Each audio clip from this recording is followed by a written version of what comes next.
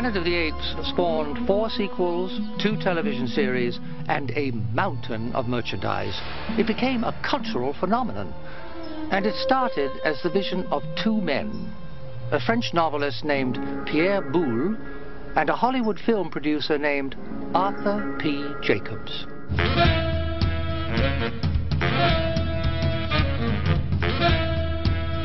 Born in 1922, Arthur Jacobs began his career as a messenger at MGM in the 1940s. Energetic, forceful, and full of ideas, he soon found himself working in their publicity department.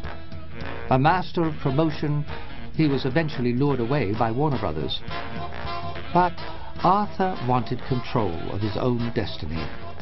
In 1949, he left Warner's to form his own public relations firm, and within 2 years, his client roster included such high-profile celebrities as Gregory Peck, Jimmy Stewart, Judy Garland, and Marilyn Monroe.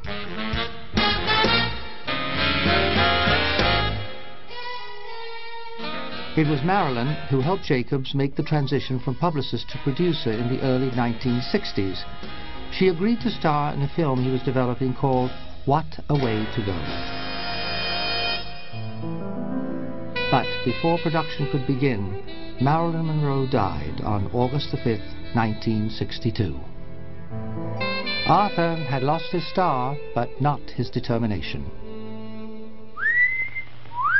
Hi, folks. In case you didn't know it, that's a girl. All girl. Yeah, Shirley MacLaine.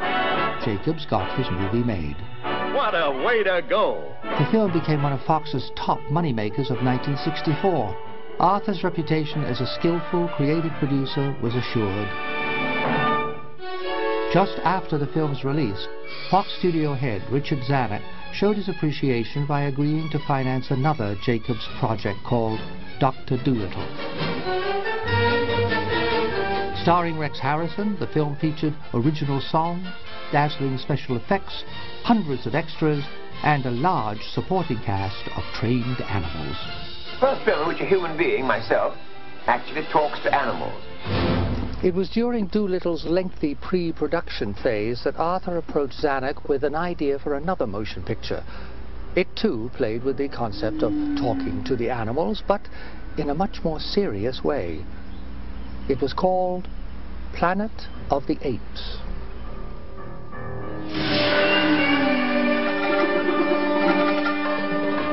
In 1963, Jacobs had acquired the rights to a novel entitled La Planète des Singes, or The Monkey Planet, by one of France's most acclaimed authors, Pierre Boulle.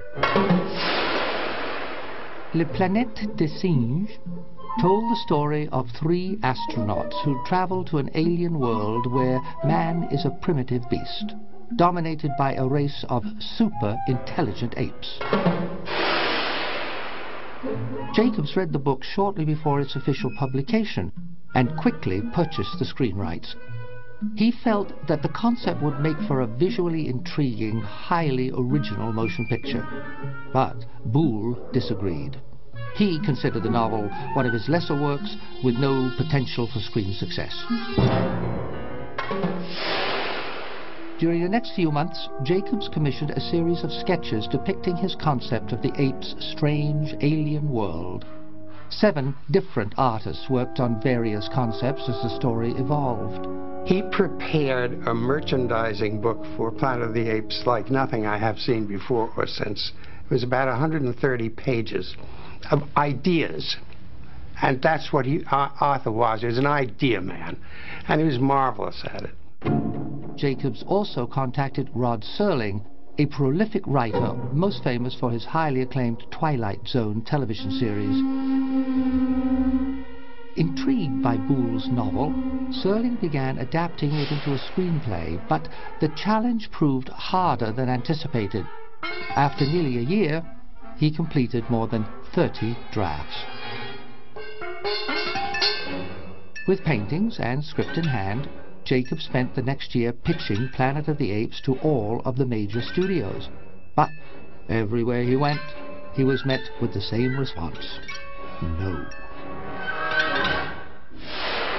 Rejected and ridiculed, Jacobs reached back to his roots as a publicist. He knew there was only one thing that got Hollywood executives excited about a project: a star.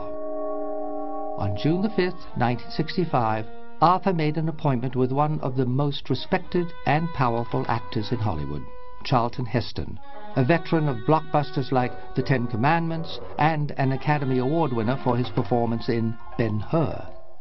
I was approached by Arthur Jacobs with Pierre Boulle's novel, Planet of the Apes, and a remarkable series of paintings of scenes in the picture that Arthur envisioned. And it attracted me. I liked the idea of the talking monkeys and the different civilization, and it was simply a marvelous idea for a movie. Heston also recommended bringing a director onto the team, Franklin Schaffner, having just finished a film with him called The Warlord. So Arthur already had two key ingredients, a lead actor and a director. And he would go from studio to studio, and they would say, "What are you talking about? Spaceships? Talking monkeys? You're out of your mind. That's Saturday morning serials. Get out of here." The reluctance of studio executives isn't hard to imagine. Looks like the real thing. Up to that time, actors in ape costumes were more often found in low-budget B pictures and tended to be more laughable than believable. But despite the obstacles, Jacobs persevered. Finally, Richard Zanuck, who was then running Fox, having just taken it over from his father, said, "You know, let's have a meeting on this." I'd made a picture or two with Arthur at that time, and we signed him to a multiple picture deal. So he presented the script, which needed a lot of work, with these sketches, and gave me a small pitch on it, and I read it over the weekend and was captivated by it. But I had some reservations. Dick Zanuck said, "These monkeys, they're really going to be actors, right, in makeup, not real monkeys." We said, "Well, sure, of course." He said, "What if people laugh at the makeups?" You know, it could be some very humorous idea if not done properly. And I asked him to make this test. On March the 8th, 1966, Arthur and his team went to Fox and shot the test. We erected a jury-rigged set. The whole test cost $5,000, which was the limit Dick would give us.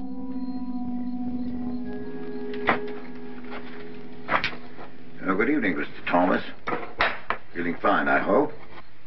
Considering I've been kept in a cage for 6 weeks, I'm fine, yes. Good. The test featured Charlton Heston and Hollywood legend Edward G. Robinson as the orangutan leader, Dr. Zaius.